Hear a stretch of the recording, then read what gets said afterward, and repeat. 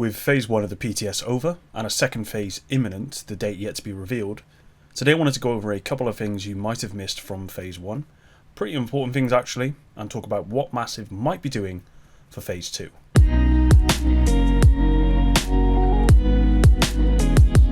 Alright everyone, welcome back. Before we jump into the video, drop a like, subscribe down below, and turn on notifications to make sure you never miss any of my uploads. I think it's safe to assume phase 2 of the PTS will go live shortly, possibly as early as tomorrow. And there's at least one thing we know Massive will do with phase 2 of the PTS, as it's been confirmed on Twitter, so we're going to get to that shortly. First off, I wanted to go over a few things you might have missed from phase 1, one of which is actually really cool, so I think we'll start with that. Perfected gear caches. Whenever PTS goes live and I'm able to partake, I've got a bad habit of focusing on the one new big shiny thing. So for phase 1, that was the new descent mode. In a previous PTS it was countdown mode, and before that we had the summit as well. Now had I not been so selfish and narrow-minded with my playtime and actually tested everything, I might not have missed this new perfected gear cache that became available. I've seen a couple of videos on this new cache. Now when I saw this new cache, my immediate reaction was, this guaranteed an item with a perfect talent. But then we already have named caches, so that wouldn't make a lot of sense. Is it possible that we will be getting perfected gear in Year 5? I actually think this is very, very likely. In a recent interview with godisageek.com, Yannick said, "With Seasons 2.0 we plan to add a new item type. In other words, we'll be reshuffling the gear by creating new items that you'll be chasing.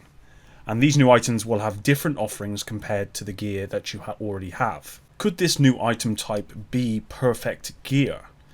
If it is, what could that perfect gear look like?" At this stage we do not know, and I'm sure we'll learn more as we go into Year 5.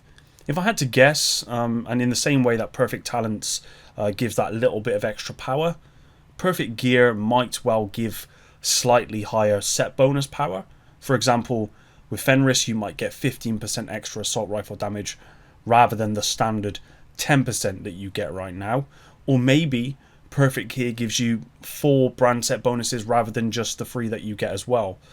There's a lot that Massive could do here, and I'm just really excited to see what they have chosen to do. If it's not perfect gear that we're getting, then I'm interested to see what this new item type is. Moving on then, and with phase 1, Massive revealed the new St. Elmo's engine exotic assault rifle, a crazy exotic that shoots shock ammo.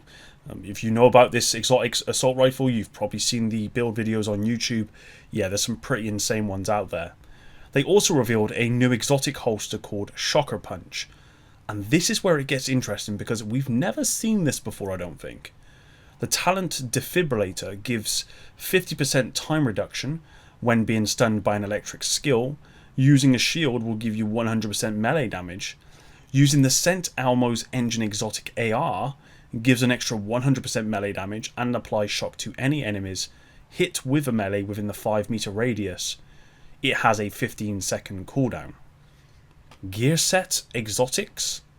I think this is the first time we've seen an exotic tie directly into a gear set like this, and seeing as this is the first time, I think it's safe to assume Massive have plans to give us more like this going into Year 5, so long as obviously people are happy about it. But I suspect that if they've already given us one, then it's already set in stone that they're going to get more.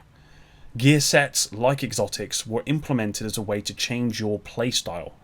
It would make sense that we would see a new exotic tie into a gear set rather than a normal brand set. So I'm guessing these might only ever be tied into gear sets, but of course I could be completely wrong there. Massive have to think of new ways for us to create builds.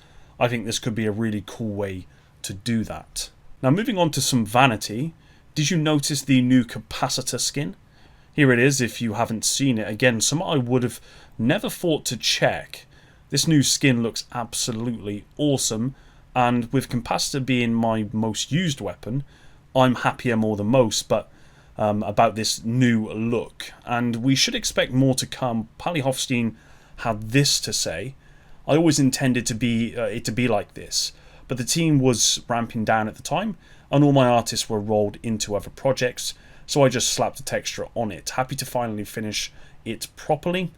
There's a couple other exotics I want to get for a proper upgrade. My understanding is that Pally Hofstein has all of the talent he needs, basically, in order to make sure that we get proper upgrades on some of these exotics. So yeah, your favourite exotic may or may not be getting that upgrade very, very soon.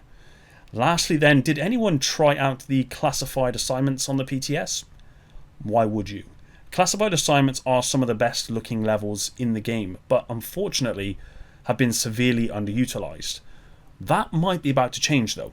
Someone noticed that classified assignments now have the option to apply directives. And when I say now, I'm just purely talking about the PTS, of course. Now, Morten Ryberg has said on Twitter some changes you see on the PTS won't make it to the live game. And this might be one of them, or this could be a sign that classified assignments are going to play a larger role in Year 5 somehow. I, for one, would love to see Massive use those missions in Year 5. So, let's see what happens. As I said at the beginning of the video, there is one thing that we do know. In Phase 2 of the PTS, the rewards for the Descent mode should be turned on, and expect to see some difficulty changes as well, as confirmed by Morten Ryberg on Twitter. I think we've seen people already get to level 100 on the Descent mode. I know other people have got level 70. And my understanding is once you get beyond level 30, the enemies stop scaling. You still keep getting more powerful, and obviously they stop scaling, so it really just becomes much easier and easier. And rather than it being a contest or a test of one's skill, it's just all about whether you can stay awake or not, basically. Because I think the one I saw level 100, they've been playing for 18 hours straight. But that's not, it is really just about staying awake. And that's not really what I think Massive want from the Descent game mode. What I will say is, in terms of the rewards for Descent, we don't yet know what they are. The perfected gear cache that I talked about did come from Descent, a reward from the Descent mode. So I don't know if perfected gear is tied to that mode in some way. We'll have to wait and see about that. So yeah, it's completely unknown what we're getting. But I'm sure, well, I say I'm sure, I hope the rewards are worth the time invested in that mode. Otherwise, yeah, I do see there being a bit of a problem there, people not really wanting to go back. But that's it for today's video, everyone. Thanks very much for watching. I really appreciate you all for sticking around until the end of the video. If there's anything huge included within Phase 1 of the PTS that you want me to talk about, or that no one is talking about, then please feel free to leave a comment down below or DM me on Twitter at Epic Slayers. There's probably quite a few other things that I've completely missed off. These are the 4 things that I could find that I felt you guys may or may not want to know about, and hopefully you did, and you did enjoy this video. But until the next one, guys, Epic out.